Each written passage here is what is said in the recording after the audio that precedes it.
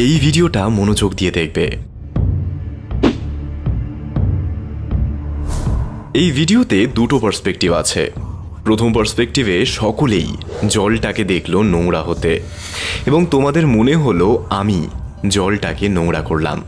দ্বিতীয় হিডেন পার্সপেক্টিভে আমি আমার নোংরা হাতটা পরিষ্কার করলাম এই জলে।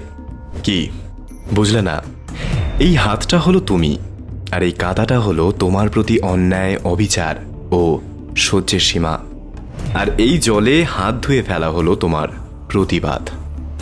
যখনই তুমি তোমার প্রতি হওয়া অন্যায়ের বিরুদ্ধে স্ট্যান্ড নেবে, সমাজ তোমাকে এইভাবেই দোষী বানাবে। তারা নোংরা জলটাকে দেখবে আর তোমার দোষটাকে হাইলাইট করবে এইভাবেই। কিন্তু তার নেপথ্যে লুকিয়ে থাকা তোমার এই যন্ত্রণা, তোমার এই অধিকার বোধ, তোমার প্রতি সুবিচার হওয়ার তাগিদ কেউ দেখবে না। কিন্তু তাই বলে কি তুমি অন্যের দৃষ্টিভঙ্গির জন্য এইভাবে কাদা মেখে বসে থাকবে?